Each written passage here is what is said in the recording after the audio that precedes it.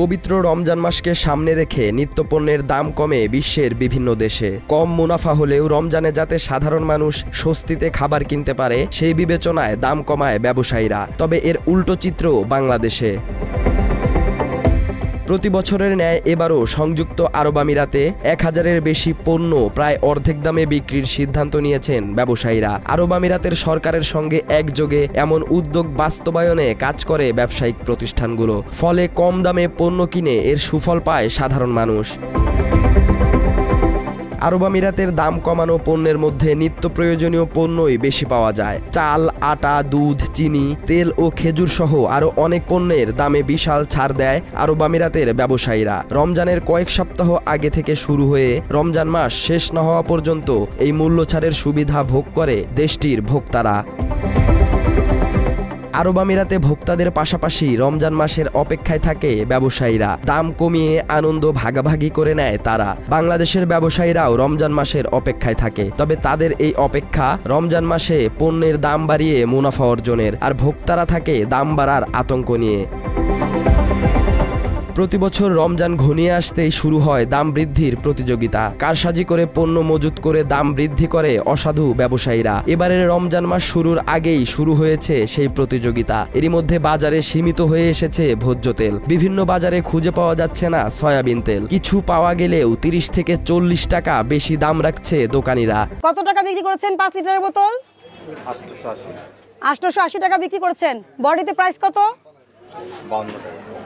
852 টাকা।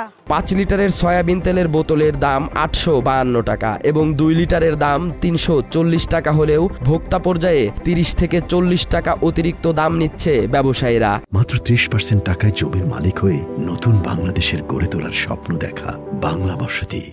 যারা তেল বিক্রি করছেন, সয়াবিন তেল, মোড়কজাত সয়াবিন তেল আপনারা অতিরিক্ত মূল্যে বিক্রয় করেছেন, এই মর্মে অভিযোগ এসেছে এবং আমরা সরেজমিন তদন্তে প্রমাণ পেয়েছি। 5 লিটারের তেল 852 টাকা বডি প্রাইস, 2 লিটারের তেল 350 টাকা বডি প্রাইস। মোড়কজাত পণ্য কখনোই এটার সর্বোচ্চ খুচরা বিক্রয় মূল্য যা নির্ধারিত আছে তার চেয়ে বেশি বিক্রয় করা যাবে না।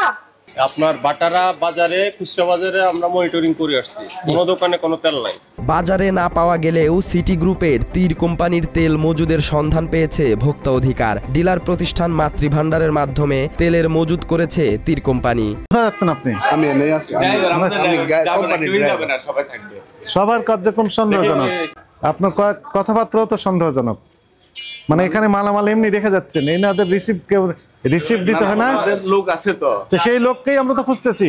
বাজারে তেল নেই অথচ গুদাম ভর্তি তেল। রোজার আগে যেখানে ভোক্তাদের অবাধে পণ্য দিয়ে সেবা দেওয়ার কথা, সেখানে তীর কোম্পানির কার্টুন কার্টুন তেল মজুত করে রেখেছে ডিলাররা। এই সবগুলো তো তেল, এগুলো তো তেল, হ্যাঁ তেল।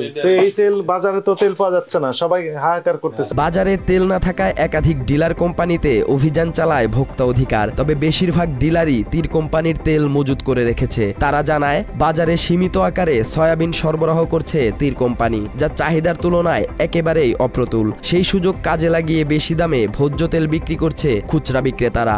ইনি তো তেল দিচ্ছেন না তখন? না, উনি যা আসতেছে তাই, কোথাও তেল দিচ্ছেন না, এই অঞ্চলেই তো তেল দিচ্ছেন। উনি পাচ্ছে কম, তো আপনারা কম দিচ্ছেন কেন? এটা কম দিচ্ছে কেন? এটা কোম্পানি বুঝে তো। হ্যাঁ, কোম্পানি কেন? কোম্পানি তেল দিচ্ছে না? না, আপনার সয়াবিন তেলের সর্বশেষ কবে ডেলিভারি দিচ্ছেন এখানে? এখানে গত 25 দিন ডেলিভারি হয়েছে। কয় কার্টন দিচ্ছেন? 90-100 কার্টনের মতো। 100 কার্টন। দেখি আপনার স্টেটমেন্ট দেখান। আপনি এই এলাকায় সারলে সব রেকর্ড তো আপনার কাছে আছে। বর্তমানে বাজারে বসুন্ধরা গ্রুপের সয়াবিন তেল সরবরাহ বন্ধ রয়েছে। ফলে সিটি গ্রুপের তীর কোম্পানির তেল সরবরাহের উপরই মানুষের আস্থা বেশি। কিন্তু তীর কোম্পানি থেকে যে পরিমাণ তেল বাজারে ছাড়া হচ্ছে তা দিয়ে মানুষের চাহিদা মেটানো সম্ভব না। উল্টো তেল মজুত করায় দাম বেশি নিচ্ছে ব্যবসায়ীরা। তেলের যে পরিমাণ চাহিদা ওইটা তো আমরা, কোম্পানি আমাকে দিচ্ছে না তো ওই পরিমাণ মাল। আমার যে চাহিদা আমি এই মাসে, আপনার যারা ক্রেতা, আপনি যাদের মাল দেন ওরা কি এলাকার না এলাকার বাইরে? না, এলাকার। তো কোথায় তেল কোথায়?